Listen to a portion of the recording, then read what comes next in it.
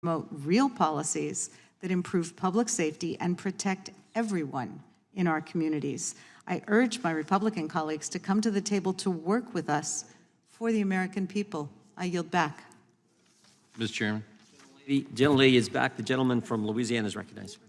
I thank you, Mr. Chairman. I'm really sad to have to do this again, but our colleagues on the other side just pretend as though the last couple of years didn't occur and that almost everyone on the other side there didn't make openly public statements repeatedly that indeed they wanted to defund the police, while all of us on this side were fighting for law enforcement, supporting local, state, and federal law enforcement, and doing everything we could to shore up confidence and the protection of those who are out serving on the front lines for us. Let me just give you a sampling of some of their comments, because it's been said here that these are quote-unquote cheap talking points.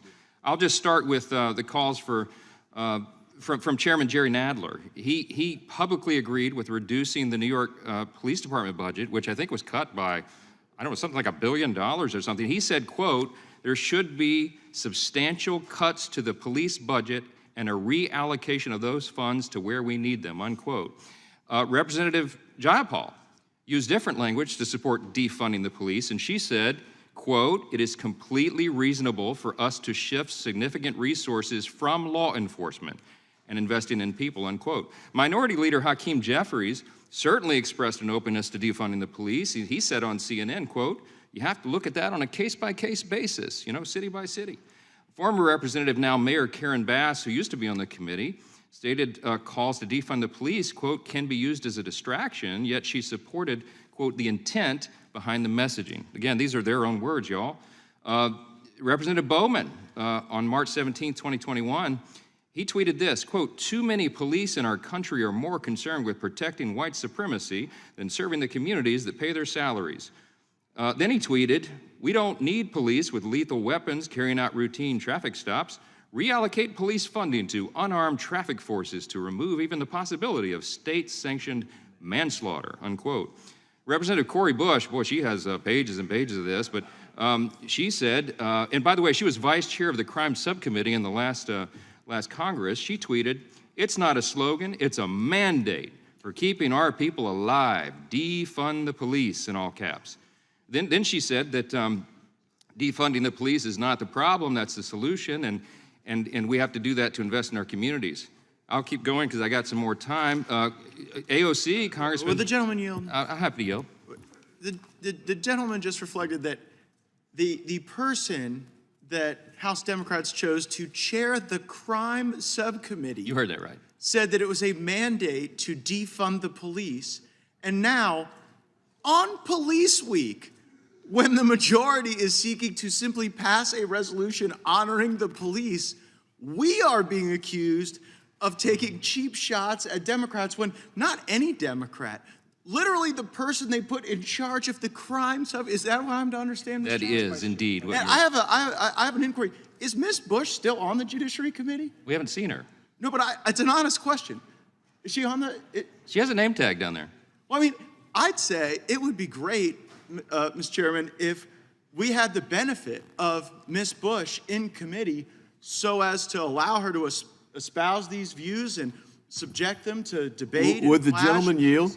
No, it's my time. I'm sorry, I'll yield back to Mr. Johnson. Well, I will gladly, upon the opportunity to take time, engage in a colloquy on this. I just want to ask about your ATF defund. Well, no, hold on. Totally for it. Wish we had the defund the ATF bill up this week if I ran the place. But wait a minute, Feel free. Mr. Gates. Wait, I have a minute left. I know this is painful, but I've got to get some of these zingers in here because Representative Ocasio-Cortez said after they cut $1 billion from New York's police department, she said, quote, "That didn't go far enough. Defunding police means defunding police." Representative Jones, Mondaire Jones, said that a suite of criminal justice reforms to redress racial inequalities and harms in our justice system, including defunding police, reinvesting this money, et cetera, et cetera. It just goes on and on. Representative Omar, oh boy, she was all over this issue. She said we need to completely dismantle the Minneapolis Police Department, completely. Because here's the thing, there's a cancer The Minneapolis Police Department is rotten to the root, and so when we dismantle it, we get rid of that cancer. Representative Presley, Ayanna Presley, said, the defund movement isn't new. Folks are just finally listening. We got monies for war, but we can't feed the poor. Tlaib, I'll end with this. She said, when we say hashtag defund the police, what we mean is people are dying and we need to invest in people's livelihoods instead. Listen, we have the receipts, y'all. Don't try to bring this argument in here again. I got a lot more, but I'm out of time. Mr. Chairman. Gentleman yields back. The gentleman, the ranking member is recognized, Mr. Nadler from New York. Thank you, Mr. Chairman. I did indeed say that we should defund the police. Well, what I meant was, and what was done, was that we should reallocate some of the resources to mental health. Because it doesn't make sense when you're dealing with a mentally ill person in a subway to send a cop with a gun. What you need is a mental health worker who can take care of that person. And that was done. And it has worked. And that's why, or it's part of the reason why New York is the safest large city in the United States today in terms of crime. And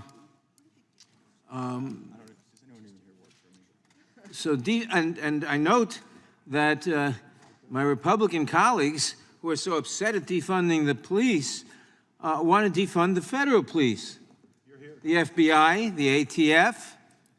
How can you be in favor of funding local police but not the federal police? They have a major function. Who is going to catch the spies? Who's going to catch the bank robbers? Who's going to be the modern John Dillinger?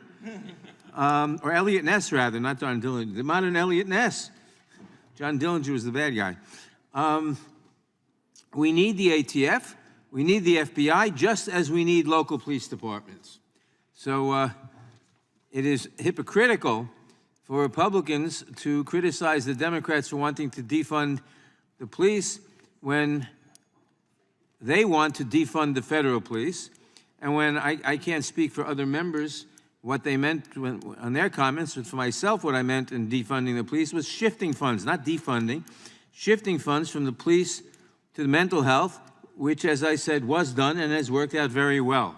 I'll yield back. Would the gentleman yield? Sure. I mean, these are your words. You said, quote, there should be substantial cuts to the police budget, unquote. So they cut $1 billion. Yes, exactly. Reclaiming my time. Yes, that's exactly what I said. And what I meant was what I said a moment ago. They should cut substantial funds from the police to give it to mental health. How did that work out? We just had a field hearing down there. It worked out very well. The United States, the city of New York, the crime statistics tell us the city of New York is the safest large city in the United States in terms of crime.